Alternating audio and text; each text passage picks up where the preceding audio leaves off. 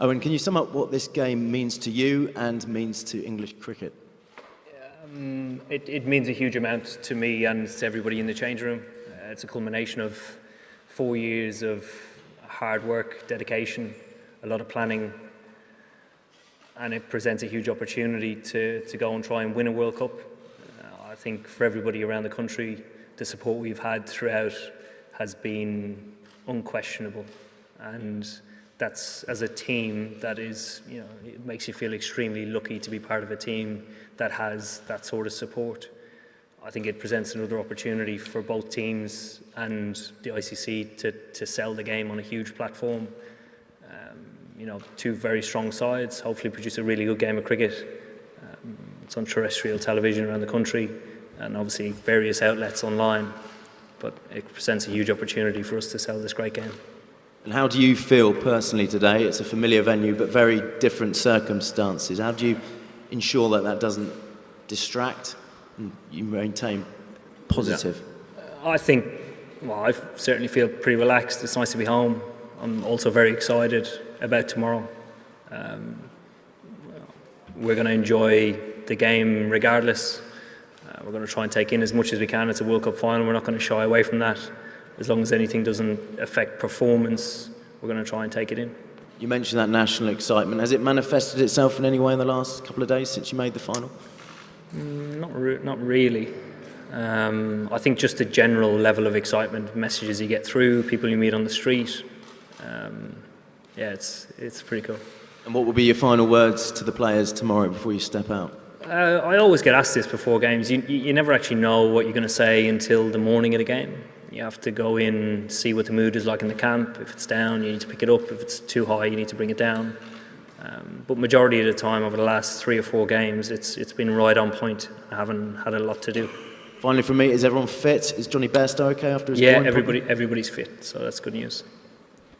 Oh, I just wonder, firstly, do you think you can play as well again as you did against Australia? And secondly, do you think you'll need to? I think we will need to, yeah. New Zealand are an extremely tough side with a lot of experience, a lot of skill. They were the best side in the group stage, and they improved very similar to us from the group stage to the semi-final performance. So we're striving to improve on our performance. No doubt they will. Eoin, you've effectively been playing knockout cricket since the game against India. Has that helped you sort of hone your approach and mindset going into tomorrow's game? Yeah, I think it has helped us because it's lent itself to actually being more positive and aggressive and a bit smarter about how we play. And it's sort of been a last chance saloon since Durham, which has been nice in a way. Oh, and there was a nice little reunion out there just then with you and Brendan.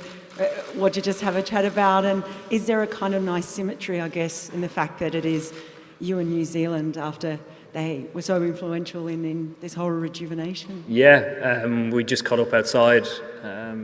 Brendan's obviously a very good friend of mine. He spoke about us making the final and playing New Zealand because he had to fly home for the semi-final, but he was flying back if New Zealand made it. So he's delighted that they did, and he's in good form.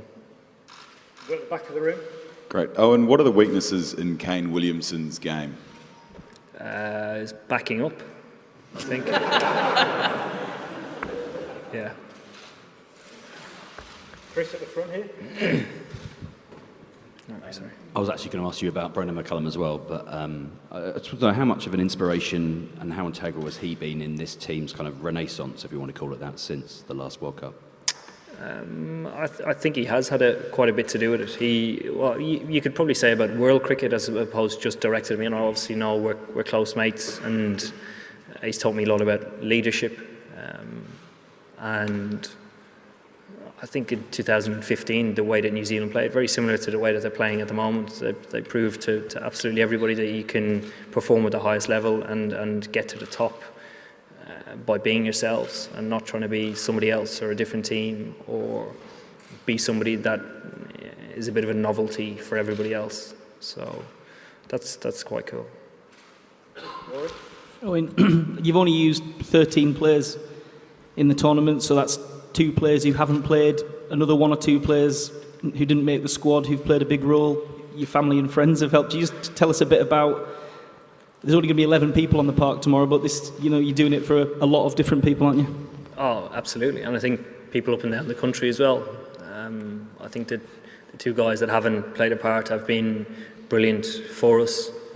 We always talk about the squad, we never talk about the final 11. The final 11 is extremely difficult to get into, so having that responsibility of going out and doing what you do is more important. So what it means to friends and family is unbelievable. We had a lot of friends and family in the change room after the semi-final because they're as important to our success as it is to us and everybody around the country. So it's important to share it. George? Hi, it looks pretty green out there, surprisingly green. Obviously you know the conditions well. Do you have any thoughts on that? And is it a bowl first wicket? From afar it looks greener than it is. There isn't a lot of grass on the wicket, mill-wise, so it probably exaggerate how it looks. I think it'll look different. If the sun comes out for a few hours, it'll look different in a few hours. It'll go wider and burn it off. Depends on how hard the wicket gets, I think. Yeah. Yes, go ahead. Hi, Faye Barker, ITV News. A World Cup final for a cricket match doesn't get much bigger than this. Have you allowed yourself to imagine lifting that trophy tomorrow? And if it's an England win tomorrow, what do you think that means for the game of cricket in this country? I haven't allowed myself to think about lifting the trophy. Cricket and sport in particular is very fickle. If you ever get ahead of it, it always seems to bite you in the backside. So I haven't done that. And for us to win it, I think around the country, it would be awesome. Great for the game. I think quite iconic in certainly young kids' memory, particularly if they're watching it at home. And we managed to lift the trophy. It'd be awesome. Hello, Jordan Jarrett Bryan here, Channel 4 News. We're seeing what Jofra Archer brings on the field of play. Tell us a little bit about what he's like off the field of play. And just secondly, with the game tomorrow being on free-to-air television, just tell us a little bit more how important you think it is the governors that run the game capitalise on what's sure to be a huge viewing audience tomorrow. Yeah, Jofra's a pretty relaxed guy. Very cool. He's probably not the coolest in the change room. Chris Wokes has that mantra, but yeah, he's just a very relaxed guy. He enjoys doing not a lot, relaxing. He enjoys playing a lot of Xbox. Yeah, he's a young guy who's enjoying his cricket.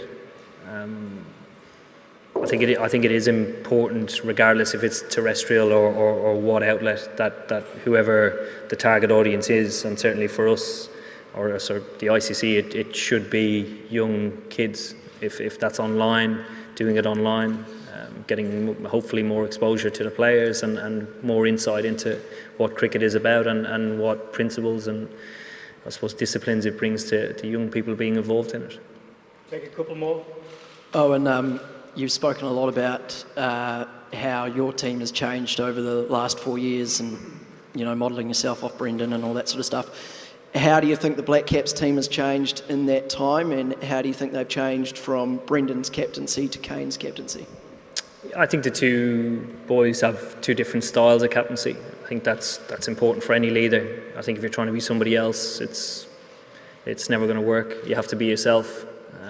Otherwise, the messages that you give to your team or anything that you try and do isn't authentic, and I think people spot that straight away. I think the progress that they've made or continued strides that they've made, they've just been on top of their game since. There's extremely experienced players who have continually challenged the best in the world and had success doing it. Yes, on this side on the left.